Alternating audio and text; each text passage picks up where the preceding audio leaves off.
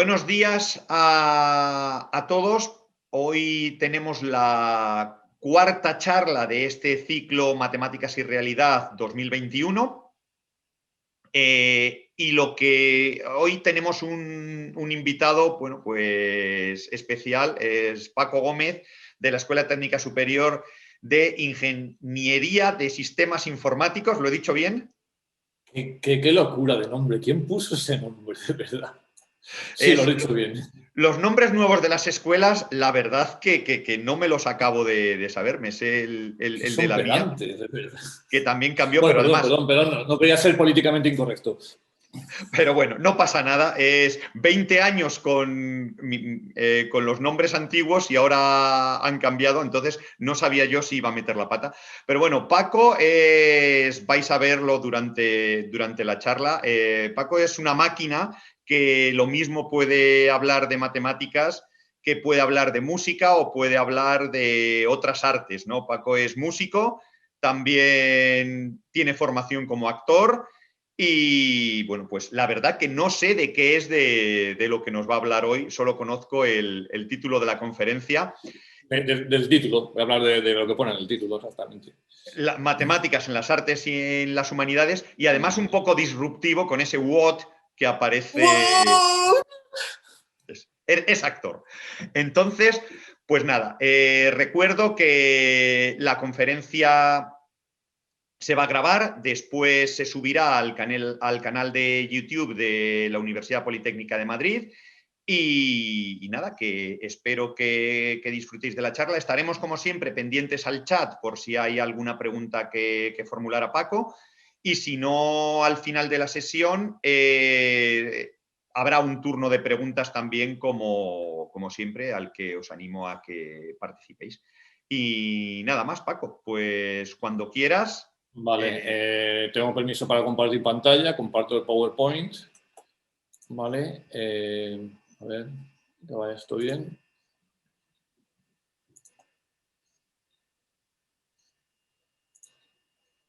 ¿Todo correcto, Fernando? Funciona, se ve. Así que yo desaparezco y nada, al final de la charla volvemos a vernos. De acuerdo, muy bien, Fer, gracias. Bueno, ante todo, gracias a Fernando, a mi amigo Fer, por invitarme a esta charla y además darme libertad para elegir el tema, que pues es un tema que a mí me afecta, me interesa e incluso me perturba, que es las matemáticas en las artes y las humanidades. Yo me dedico a la teoría matemática y computacional de la música como campo de investigación, o sea que es fuertemente, esencialmente interdisciplinar. Y estoy acostumbrado a soportar los estereotipos y prejuicios de ambas partes. Estoy acostumbrado a los matemáticos, científicos, o sea, obviamente no todos, digamos, la generalidad suele pensar, matemáticas aplicadas a las artes, es tu hobby, ¿no? No es mi campo de investigación. Pero eso no es serio. O los músicos, no, la ciencia no tiene nada que decir sobre la música.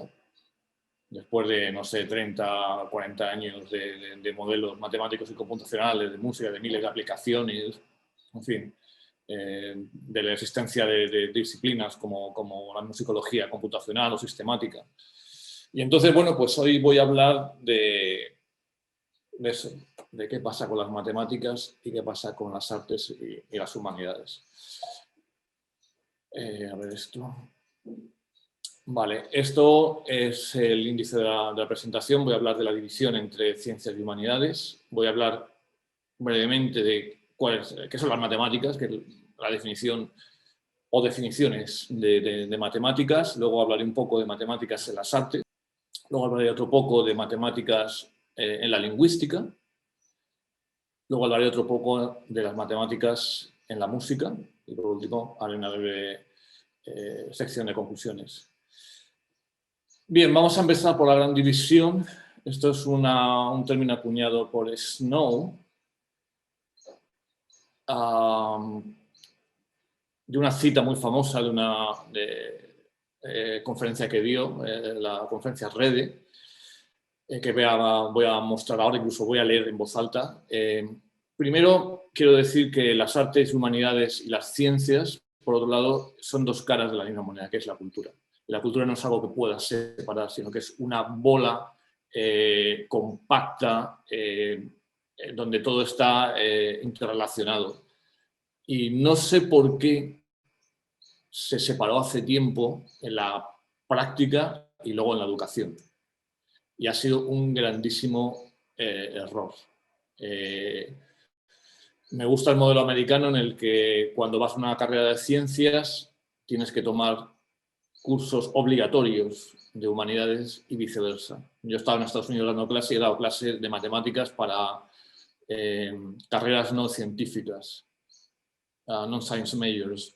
Y bueno, hay que decir que el modelo ha degenerado un poco porque muchos de esos cursos no son marías, son asignaturas fáciles para sacar sobresalientes. Pero bueno, la idea es realmente buena y hace a los científicos que tengan que tomar cursos de literatura, de escritura creativa, etcétera, y a la gente de humanidades que tengan que tomar pues, cursos de matemática básica, avanzada, pero básica. Existe una profunda división entre ambos mundos y es bastante lamentable. Es una cosa que tenemos que luchar desde la universidad para que eso cambie, desde las instancias educativas. Pero es una lucha muy a largo plazo porque, insisto, la división es bastante profunda. Todavía lo es más en la educación. Todavía lo es más. Si miramos los currículums, los temarios, hay muy pocas veces en que haya interdisciplinaridad, no ya entre las propias ciencias, no sé, entre las bases de contenidos entre biología y matemáticas, sino entre literatura y matemáticas. Muchas veces los mismos profesores tienen ignorancia de las conexiones que hay entre unos y otros, entre ambos mundos. Las ciencias enseñan de espaldas a las artes y las humanidades y al revés. Es muy, muy penoso. La situación que genera pobreza intelectual. Pobreza intelectual. Hay estudios que incluso hablan de esto en términos económicos, de cuánto nos está costando esta pobreza intelectual. El novelista y científico, perdón por la aquí, Snow condenó vehementemente esta división en la famosa conferencia que decía antes. Y quiero leerlo porque bueno, creó en su momento un grandísimo debate, un gran escándalo incluso.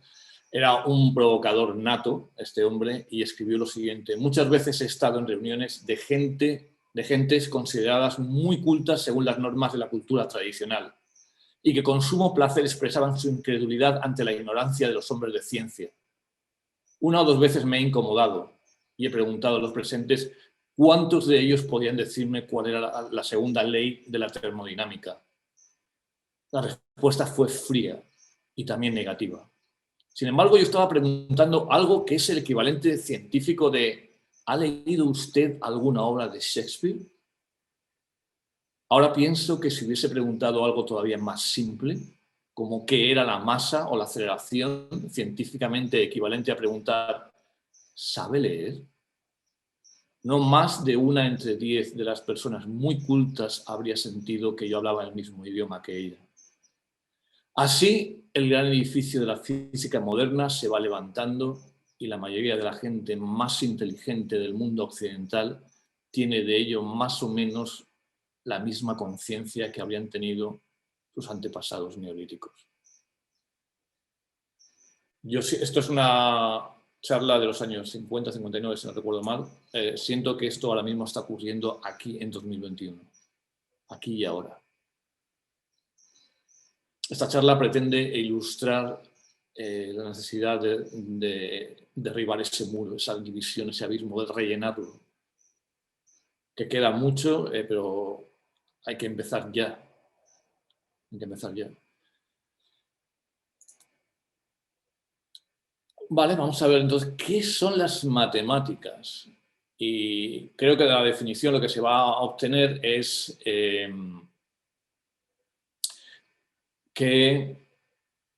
por qué es relevante porque son relevantes para las artes y las humanidades. Entonces, las matemáticas, hay varias definiciones. Originalmente las matemáticas eran básicamente agrimensura. Y bueno, las definiciones modernas han avanzado mucho porque las propias matemáticas han avanzado mucho. Entonces tenemos la definición en el libro de What is Mathematics de Curran y Robbins, que era la siguiente definición: las matemáticas como una expresión de la mente refleja la voluntad activa, la razón contemplativa y el deseo de perfección estética. Ya tenemos aquí muchos elementos importantes de la definición de matemáticas. Continúo. Sus elementos básicos son la lógica y la intuición, el análisis y la construcción, la generalidad y la individualidad. Aunque diferentes tradiciones matemáticas hayan podido enfatizar diferentes aspectos, es solo a través de la interacción entre estas fuerzas antitéticas y su lucha por una síntesis lo que constituye la vida, la utilidad y el valor supremo de las matemáticas. Esto, si yo no dijese que estoy hablando de matemáticas, sino que estuviese hablando, digamos, de una disciplina científica, una disciplina sin adjetivo, todo el mundo diría, puede ser de cualquiera. Es que no hay lógica e intuición en la lengua, no hay análisis y construcción en la sociología, no hay generalidad e individualidad en la música. Claro que sí. En el libro de esos tres famosos matemáticos, Alexandrov, Kolmogorov y Laurentiev, Matemáticas, su contenido, métodos y significados, aquí he usado la versión inglesa, da una definición que tiene tres grandes características, que son la abstracción, el rigor y las aplicaciones, que se considera como la definición moderna de las matemáticas. La abstracción es el proceso por el cual separamos mentalmente cualidades particulares de varios objetos para fijarnos únicamente en una o diversas características comunes y que nos permite construir objetos más generales. Eso lo hacemos todo el rato en matemáticas. Por ejemplo, tenemos los números naturales que salen de una fuerte intuición práctica, que es la idea de contar. De ahí, si queremos hacer operaciones con los números naturales, nos salen los números enteros cuando consideramos las restas y las sumas. De ahí, de los enteros pasamos a los racionales cuando queremos completar el conjunto con las divisiones. De ahí los números reales, ya más complejos, cuando queremos que las sucesiones tengan todos los límites incluidos en el conjunto. Y luego los números complejos. Todo esto se hace continuamente en las matemáticas. Una de las cosas que yo critico, y esto me salgo un poco de la charla, una de las cosas que critico de la educación actual, desde primaria hasta la universidad, es que no hay verdadera abstracción en la educación matemática. Hay mucho contenido memorístico, mucho uso de destrezas de bajo nivel, mucha enseñanza para el test, que implica no abstracción. Rigor, que es una manera lógica, clara y sistemática de proceder. Esto, insisto, es común. El rigor matemático es distinto del rigor que puedes encontrar en biología o en sociología, pero esta definición abstracta se aplica a cualquier disciplina. El rigor no es un medio en sí mismo, sino es un método. Y por último, la asombrosa capacidad de las matemáticas de modelizar fenómenos, lo que sea, aplicaciones, con tal de que haya un mínimo de estructura, que haya un mínimo de repetición, que haya un aspecto cuantitativo, que siempre lo hay, raramente no lo hay. Ahí están las matemáticas. Y lo que antes eran modelos más o menos curiosos, anecdóticos, simpáticos, ahora son verdaderas disciplinas científicas, como puede ser, pues no sé, voy a nombrar unas cuantas: la estética computacional, la lingüística computacional, la biología computacional o la biología matemática, la teoría matemática de la música, la musicología computacional, y así podría seguir mucho más. Bien, a estas tres características de las que habla de que hablaban los tres matemáticos, Alexandros y sus colegas, voy a añadir una más, que es la belleza, de la que muchos matemáticos han hablado a lo largo de la historia. Russell dice lo siguiente: las matemáticas, cuando se ven correctamente, no solamente poseen verdad, sino belleza suprema, una belleza fría y austera, como la de una escultura, sin los ropajes preciosos de la música y aún sublimemente pura y capaz de una severa perfección solo como un arte grande puede mostrar. El verdadero espíritu del deleite, la exaltación, el sentido del ser más que el hombre, que es la piedra de toque de la más alta excelencia, se encuentra en las matemáticas tanto como la poesía.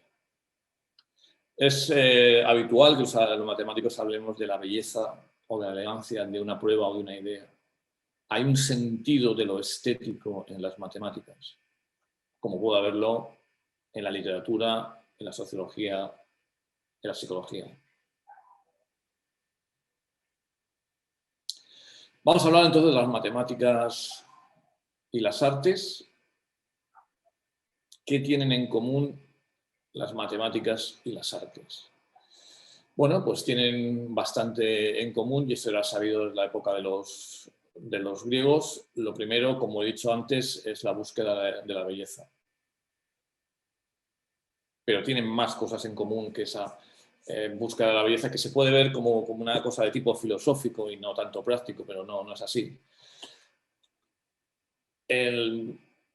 Las matemáticas han influido muchísimo en las artes en cuanto a las proporciones. Véase toda la teoría de proporciones de los griegos, de Policleto, por ejemplo. Ahí tenemos una escultura de Policleto y al lado, bueno, pues, nuestro amigo Arnold Schwarzenegger.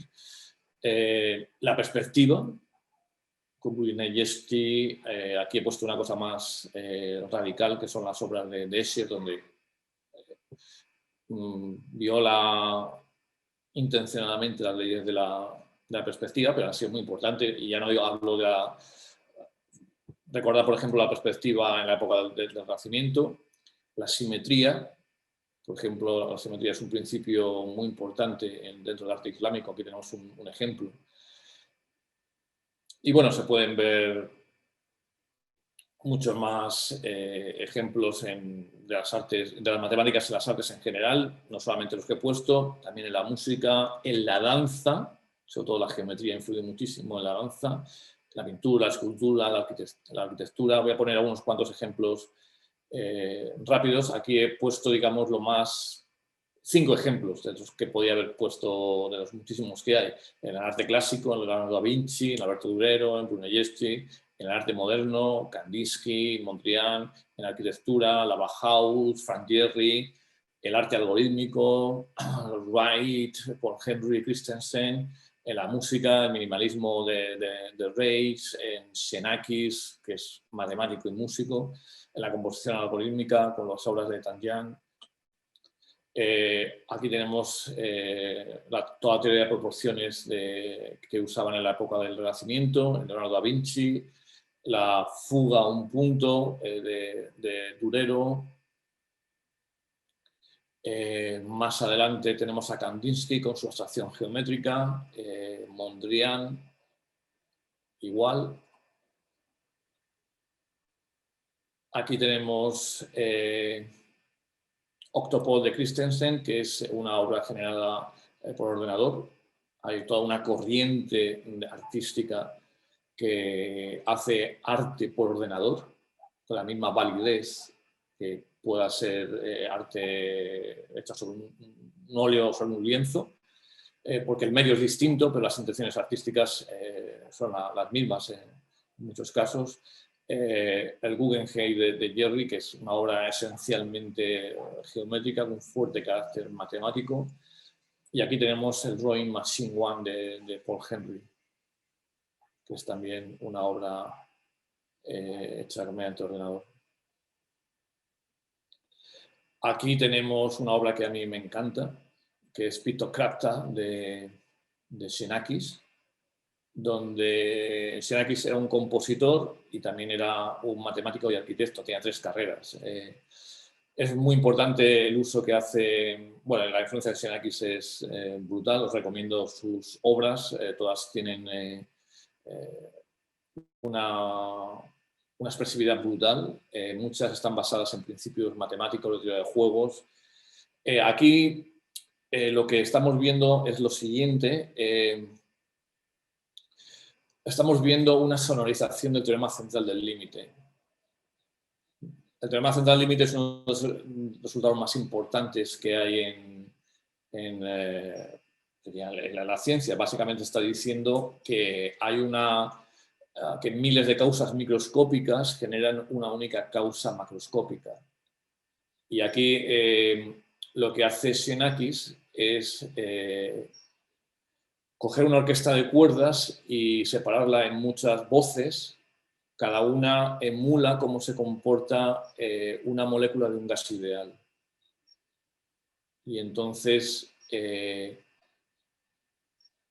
la partitura, que es lo que tenéis a la derecha, la partitura, digamos, de la idea artística es lo que tenéis a la izquierda de la pantalla, donde tengo ahora mismo el cursor. La partitura final es lo que tenéis a la derecha de la pantalla. Y lo que hace es una sonorización, o sea, da voz a cada una de esas moléculas y se comportan según la teoría de Boltzmann de los gases, el teorema central del límite. Es una obra muy, muy original.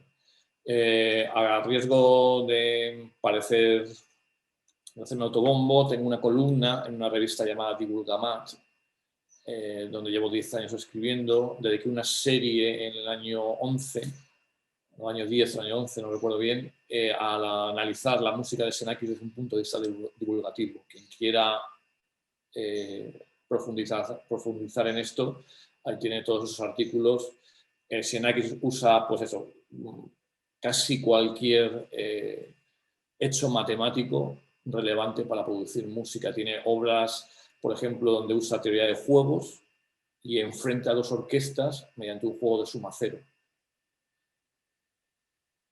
Muy, muy, muy apasionante. Continuamos. Aquí tenemos la música de Steve Reich, donde compone de una manera matemática. Esta es una obra para dos intérpretes que tocan las palmas. Aquí vemos que están tocando este ritmo, que este ritmo es así. Después de unas 13 repeticiones, 12-13 repeticiones, coge una corchea aquí donde tengo el cursor y la pone al final. El primer intérprete sigue tocando el mismo ritmo y ahora lo que oímos es una rotación de ese ritmo tocada contra el ritmo base para que podamos comparar. Los efectos, las ambigüedades métricas, cognitivas son brutales y te cuesta muchísimo darte cuenta que estás oyendo lo mismo. Después de 12 o 13 repeticiones, esta corchea aquí, donde tengo el cursor, se va al final y entonces se produce otra rotación. El primer intérprete sigue tocando el ritmo base por comparación. Y así hasta que llegamos al final, que está cortado, pero llega un momento en que después de todas las 12 rotaciones acabas en un unísono.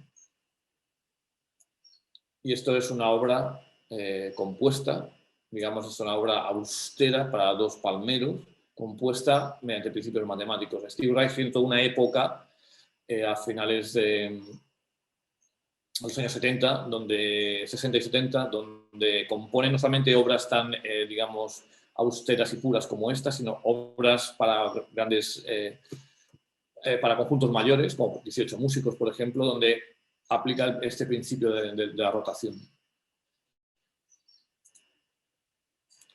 Para quien no lo crea, existe una revista de prestigio llamada la Revista de las Matemáticas y las Artes, donde se publican esos artículos de investigación sobre la conexión entre matemáticas y música. Hay mucho de educación, mucho de pedagogía, y recomiendo que las veáis. Esto cierra la primera parte de matemáticas y artes. Como voy de tiempo, voy bien. Vamos a ver un poquito de matemáticas y lingüística, que he cogido la lingüística como decir, bueno, hay algo que esté más alejado de las matemáticas que la lengua. Bueno, no está tan alejado en realidad, no lo está. Existe una cosa llamada lingüística matemática y computacional. Dado que, aparece mucho la palabra computacional, dado que llegó al ordenador e introdujo un tipo de pensamiento que es el pensamiento matemático, pero adaptado a que lo pueda entender un ordenador, pues aquí aparece la palabra computacional mucho, porque muchos de los procesos matemáticos en las artes tienen que ver con el tratamiento computacional. Entonces, hay una cosa llamada lingüística computacional, se ocupa de construir modelos computacionales del lenguaje natural, así como de su procesamiento. Recibe el nombre de PLN, procesamiento del lenguaje natural en general. Parte de estos modelos son formales, como pueden ser las teorías generativas de la gramática, y partes son computacionales. Hay muchas veces que hay un modelo que es abstracto, matemático, que, digamos, extrae las reglas o patrones o regularidades del fenómeno en cuestión, y luego ese modelo se refina en uno que pueda entender un ordenador. Dentro del procesamiento del lenguaje del PLN hay dos grandes tareas, que es el análisis y la producción del lenguaje natural. Ahora voy a detallar esto más a fondo. Pero cosas básicas serían reconocimiento del habla, estos algoritmos que tenemos en el móvil que nos reconoce a Siri, etcétera, están basados fuertemente en las matemáticas, en los modelos matemáticos del habla. Entendimiento del lenguaje natural y producción del lenguaje natural. Estas son las grandes tareas. Vamos a hacer un poquito de historia del procesamiento del lenguaje natural. En la primera fase, del 50 al 90, el 50 es cuando aparecen los primeros ordenadores, el PLN, el procesamiento del lenguaje natural, se basaba en modelos lingüísticos bastante abstractos que luego el ordenador emulaba. Había varios problemas. Uno, que los modelos eran, al principio no eran muy buenos, eran, digamos, pobres porque faltaba investigación tanto en la lingüística como en la computación, y luego los ordenadores no tenían capacidad para ejecutar en un tiempo razonable esos modelos. A veces esos modelos no eran entendibles por el ordenador, eran demasiado de alto nivel. Se modelizaron distintos aspectos de la gramática, la sintaxis, la morfología, los fonemas, la semántica, el estilo de escritura. Se sacaron modelos de todo eso.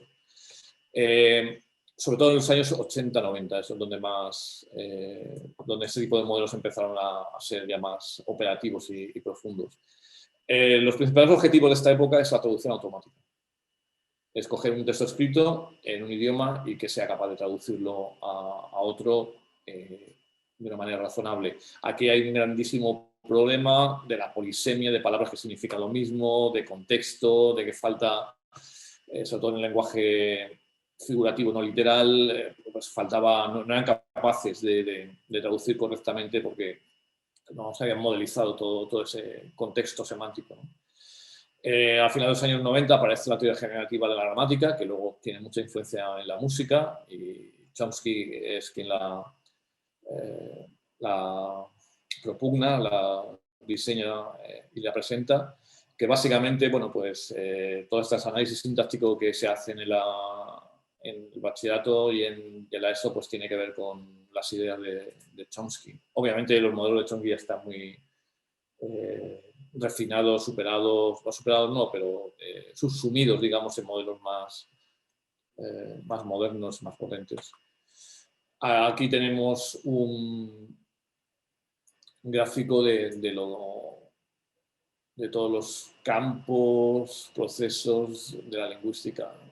Tenemos las representaciones fonéticas para el reconocimiento de habla, las reglas fonológicas, la estructura profunda del lenguaje, el vocabulario, las reglas estructurales de la frase, las representaciones semánticas. Todo esto es a lo que se dedica la lingüística computacional. En una segunda fase se aplica el aprendizaje automático, el machine learning, al procesamiento del lenguaje. Los modelos, por una parte, se han refinado, pero por otra parte se le puede hacer a la máquina que aprenda de ejemplos del lenguaje. ¿Vale? Antes, en la primera fase, lo que ocurría es que tenías un modelo más o menos complejo y tratabas emulando la manera en que los humanos procesamos el lenguaje a través de esos modelos, intentabas resolver tareas, pues, de traducción, reconocimiento de habla, etc. Y aquí, en cambio, lo dice, bueno, pues aprende, aparte de los que los modelos ya son importantes y más profundos intelectualmente, conceptualmente, pero aprende de la realidad, aprende de las corpus de textos anotados, ¿no? Esto es posible por dos razones. Por una parte, hay grandes corpus de texto multilingüe, se usan muchísimo las traducciones que se hacen en la Comunidad Europea y en los países bilingües, por ejemplo, Canadá, para coger esos grandes bases de datos y que las máquinas aprendan de ellos a través de los modelos. Y luego viene la web y se deja un montón de texto a través de Twitter, de las páginas web, y hay un montón de texto en bruto que se puede usar para estas investigaciones. Entonces se hace mucho énfasis en los sistemas no supervisados. Digamos que los de texto multilingüe sí están más supervisados, pero los que hacen minería de datos sobre la web, no. Cogen y dicen, bueno, pues todas las webs que tengan estas palabras, sácame el contenido y analiza su semántica. Cosas de ese tipo, ¿no? Típicamente, el aprendizaje automático conlleva que se entrena al sistema con un pequeño conjunto de datos para que después sea capaz de hacer las tareas en datos que no ha visto nunca. ¿De acuerdo? Esto llevaría una charla entera de cómo es el aprendizaje automático, que puede ser una idea para el año que viene. Este proceso de entrenamiento busca regularidades estadísticas en el fenómeno, en el marco, insisto, de los modelos, a partir de las cuales aprender.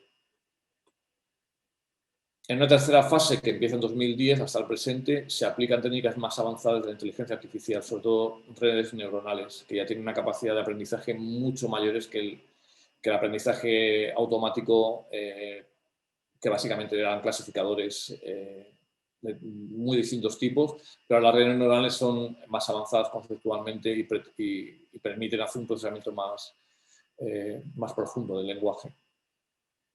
Todo este procesamiento está basado en matemáticas, en estadística, en probabilidad, modelos computacionales, modelos formales, lógica de primer y segundo orden, cálculo de una y varias variables. No, aquí hay matemáticas, sí o sí. Para este entendimiento de la lingüística se han usado modelos matemáticos y computacionales. Me hace gracia que algunos alumnos que me cruzo o hijos de amigos me dicen, no, pues yo estudio la matemática, me voy a lingüística y ya no la voy a ver más. Y yo diciendo, error, las vas a ver. Tareas típicas que aparecen en la programación, en el procesamiento natural del lenguaje. Aquí hay una lista bastante larga porque la lista, o sea, las tareas son muy, muy alucinantes. Procesamiento del variable del texto, reconocimiento óptico de textos, eso, escáneres, reconocimiento del habla, segmentación del habla. Este es un problema muy interesante, que es, nosotros no hablamos diciendo hola, ¿cómo estás?, sino hola, ¿cómo estás? Y a partir de ahí, la máquina tiene que sacar que es hola, ¿cómo estás? Distintas lenguas tienen modelos de unidades fónicas muy, muy, muy diversos. Y bueno, pues han hecho modelos bastante detallados y precisos de todo esto. Conversión de texto a habla, aquí hay mucho no solamente de matemáticas, sino también de teoría de la señal.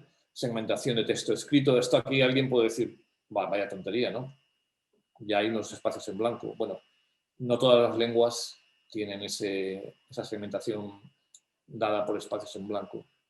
Hay lenguas llamadas aglutinantes que no hacen eso, que ponen todo junto y es un problema para esas lenguas segmentar el texto escrito. Análisis morfológico, lematización, que consiste en dar una palabra, quitar las inflexiones. Eso para nosotros es trivial, pero para una máquina no.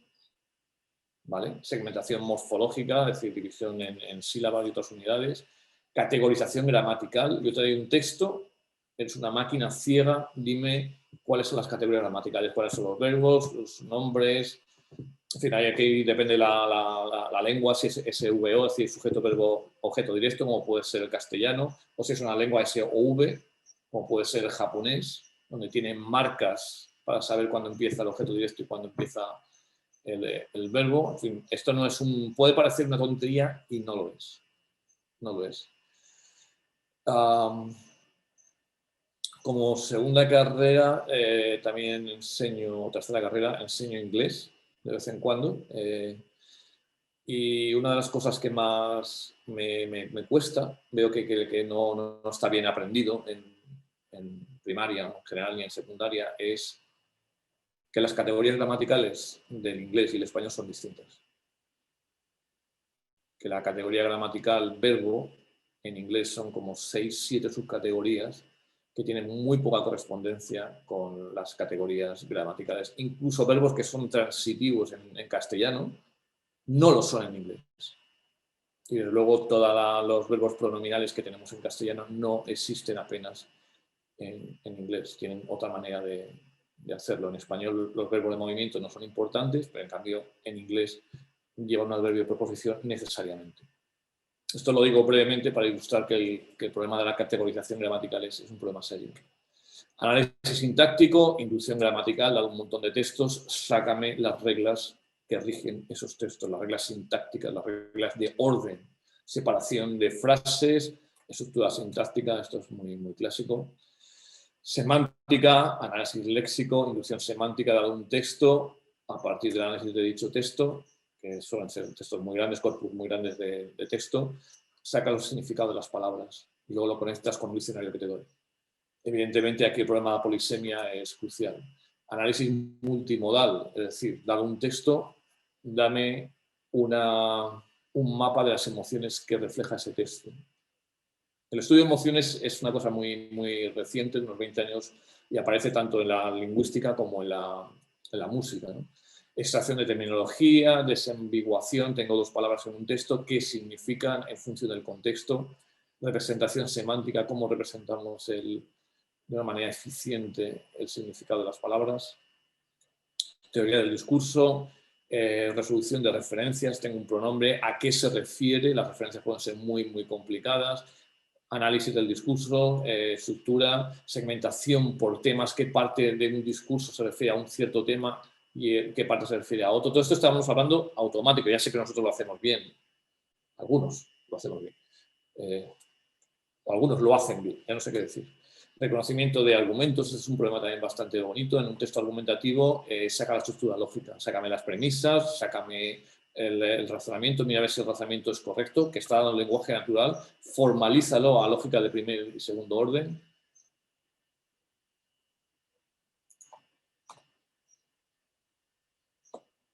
Vale, con esto termino la parte de matemáticas y lingüística. Voy a hablar, para finalizar, de la computación musical, de las matemáticas y la música.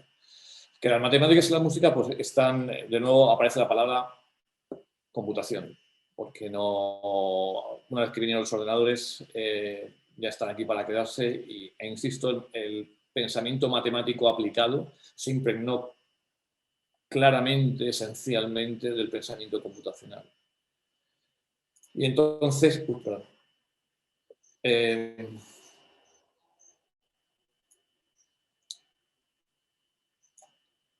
a hablar de computación más musical, hablando de lo que es las matemáticas y la música, la relación entre las matemáticas y la música. Es más bien por una cuestión histórica. De hecho, el término que se usa en inglés es MIR, que significa Music Information Retrieval, recuperación de la información musical. Se ha dejado este término que en realidad se refería a una pequeña disciplina a principios de los 70, finales de los 60. Ahora es un campo que ha crecido infinitamente, ha absorbido a lo que era esa pequeña disciplina, pero se ha quedado el término, ¿vale? Por eso lo pongo aquí, que es un término anacrónico. Para ser justo lo voy a llamar computación musical, ¿no? Y entonces en 2004 Downey da esta definición que aparece aquí, que es, digamos, como una definición estándar, ¿no? Pero algo obsoleta, digamos.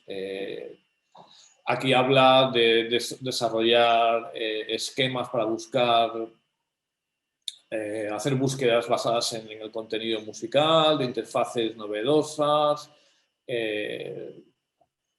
hacer la música accesible a todo el mundo. En cambio, lo que dice la Wikipedia es que es una ciencia interdisciplinar que se ocupa, sí, de la recuperación musical, pero de otras muchas más cosas. Para hacer, típicamente los que practican esta ciencia, pues tienen que tener fuerte formación en alguna de las siguientes, en una o varias de las siguientes disciplinas: musicología, psicoacústica, psicología, teoría de la señal, computación, aprendizaje automático, reconocimiento óptico musical, en fin. Es que es a lo que me dedico yo, y me parece fascinante, ¿no? Típicamente en la computación musical se usan 4 entradas según el formato: la imagen, es decir, una partitura; música codificada simbólicamente, como puede ser una partitura; señal digital de audio; y ya modernamente metadatos. Que la gente hable de la música es también un dato musical. Entonces hay toda una sociología musical que busca qué dice la gente y qué gente habla de la música y en qué términos. Esas serían las 4 entradas de la computación musical. Ahora voy a listar para que se vea o se aprecie qué hace la computación musical. Entonces ha sacado de la página web de la Sociedad del MIR, ¿de acuerdo? Entonces hay como varias categorías. Están datos de computación musical y fundamentos. Estamos hablando del procesamiento de la señal musical, del procesamiento de la música en formato simbólico. Estamos hablando de la web semántica, de los metadatos, del etiquetado social, de los datos generados por usuarios, del procesamiento del lenguaje natural. ¿De acuerdo? Esto del lenguaje, es decir, estamos con música, bueno, estamos hablando de letras, por ejemplo. Y multimodal approaches to MIR, eso significa el estudio de las emociones. Es lo que significa la palabra multimodal, que ha aparecido también en la parte de lingüística. Metodologías, pues hay muchas cosas que está todavía pendientes en la computación musical. En metodologías, pues todo lo de las ciencias, todo lo de las artes y las humanidades. Pero luego, bueno, pues hay todavía cuestiones por resolver de tipo metodológico. Muchas veces se crea un algoritmo que extrae, por ejemplo, que hace algo musicalmente, digamos que extrae, que compara 2 melodías y a ver cuán similares son. Para que eso tenga alguna validez, te hace falta que después de diseñar tu medida de similitud, hagas experimentos con sujetos para ver cuánto se correlaciona con eso. Y eso es lo que pone aquí de cuestiones metodológicas y también de fundamento filosófico. Cuestiones de evaluación, creación de corpus y, por supuesto, problemas legales, sociales y éticos. En el siguiente bloque, conocimiento del dominio, hay mucho que se hace en la representación del conocimiento musical, muchísimo de percepción y cognición musical, porque al fin y al cabo es el ser humano quien va a recibir la música y quien la va a producir. Entonces, en este campo de la computación musical, ya en los años 70, los psicólogos de la música se unieron de una manera definitiva. Y hoy en día, si haces un grado en MIR o un máster en MIR, un tercio de tus cursos van a ser de cognición musical. Luego hay teoría musical computacional y matemática, insisto, es mi campo de investigación. Hay musicología y etnomusicología computacionales, donde se usan métodos computacionales para comparar grandes corpus, para estudiar música desde un punto de vista estructural. Características de la música, cómo sacar melodías, motivos, armonía, acordes, tonalidades, cómo estimar ritmo, pulso, tempo, cómo segmentar frases, cómo extraer la forma de una pieza musical o su estructura, análisis del timbre, instrumentación, cómo determinar el estilo y el género de una pieza musical. El estudio, esto es muy importante en los últimos 10-15 años, el estudio de la emoción en la música, que esa música claramente nos causa emoción. Las grandes preguntas que se están resolviendo ahora es ¿qué causa esa emoción? También muy importante los aspectos performativos y de expresión de la música. Cuando vemos un intérprete, muchas veces nos emociona qué está haciendo ese intérprete en términos físicos, en términos musicales, para que nos emocione. Bueno, aquí hay muchísimo más: procesamiento musical, separación de fuentes, transcripción, reconocimiento óptico, resumen musical. Esto está muy relacionado con el análisis. Clasificación automática, de esto también he hecho bastante. Detección de patrones, métricas de similitud. Y aquí, en fin, una lista larguísima de aplicaciones. Los campos de la teoría matemática computacional en los que investigo, son los siguientes. Los he puesto pues para que veáis qué hace una persona que tiene realmente un campo de investigación interdisciplinar. Pues estudio medidas de similitud, incluida similitud rítmica y melódica. Estudio mucho, por ejemplo, la similitud melódica en el flamenco. He estudiado bastante medidas matemáticas de complejidad rítmica, cuyos dos ritmos, y normalmente eres capaz de decir cuál es más complejo el uno que el otro. Bueno, dame un modelo matemático de eso, dame un modelo musical de eso. Estudio bastante la síncopa, que es un fenómeno que me fascina, tanto como músico como digamos, musicólogo computacional, que es en el fondo lo que me considero. Análisis motívico y patrones retóricos. Ahora estoy trabajando con eso, coger corpus. Estamos trabajando con obras de Tomás Luis de la Historia. Estamos estudiando los patrones retóricos, patrones que están adaptados de la retórica lingüística. Transformaciones musicales de ritmo y melodía, que hay un problema que me fascina, y es: te doy una melodía y le voy haciendo pequeños cambios y tú vas diciendo, sí, es la misma, pero llega un momento en que ya dices, no es la misma. ¿Cuándo ocurre eso y con qué operaciones de transformación ocurre eso? Análisis automático de músicas tradicionales. He trabajado bastante en el flamenco, como he dicho antes, y también la música afrocubana y africana. Y en general trabajo en modelización matemática y computacional de fenómenos musicales. Ahora estoy trabajando con un alumno, con Ernest Crowley, en escalas multioctavas. La música que conocemos normalmente se desarrolla en una octava, donde todo se va repitiendo a la octava. Pero ¿qué pasa si no se repite? ¿Qué pasa si tienes 2 octavas como marco de referencia en lugar de una octava? Y lo que en la primera octava puede ser un mi natural, la segunda puede ser un mi bemol. Y ahora todas, digamos, las relaciones tonales, armónicas, se tienen que reescribir. Existe la idea de tónica y dominante, o de subdominante y tónica. ¿Cómo van ahora los acordes? ¿Qué pasa con la teoría de la disonancia en esas escalas multioctavas? Una tesis fascinante, esperamos leerla el año que viene.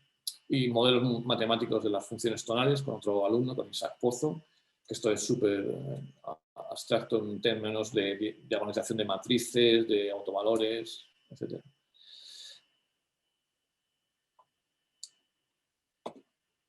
Y luego me interesa mucho la enseñanza a través de las artes. Pienso que el arte tiene mucho que decir en la enseñanza de cualquier cosa, en particular de las matemáticas. Y sin embargo, prácticamente no existe. Prácticamente no existe. Y bueno, es una de las razones por las que estoy aquí. Y en fin, espero haber convencido de que las matemáticas son ubicuas, de que están también en las artes y las humanidades, que es un campo de investigación. Pongo aquí un par de ejemplos de no solamente el campo de investigación, que creo que es lo que he hecho en la charla, pero acaba de salir un grado de matemáticas y música en la UPC, la Universidad Politécnica de Cataluña, que muestra, bueno, pues que un grado, o sea, no es cualquier cosa. Eso muestra que que hay un corpus de conocimiento, de destrezas y un interés por esto, ¿no?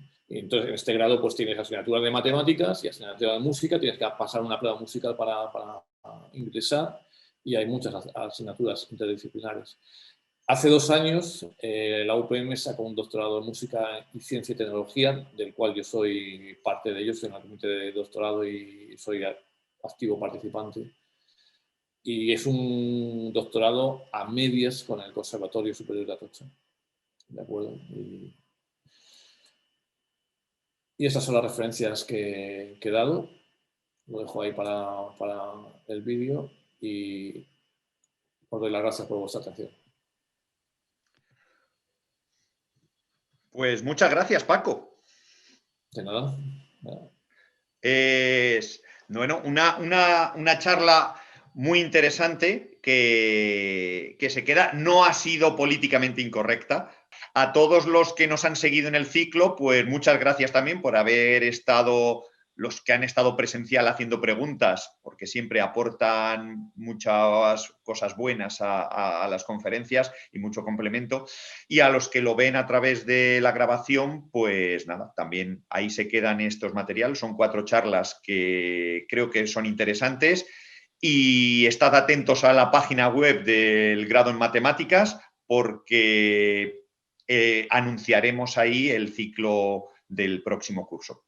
Pues nada, muchas gracias y nos seguimos viendo. Preguntas y eso, Paco, a través de las redes de su página web de la escuela, si buscáis en la página web de como decíamos antes, de la ETSISI, Escuela Técnica Superior de de Ingeniería de Sistemas Informáticos, podéis encontrarlo y seguro que os atiende.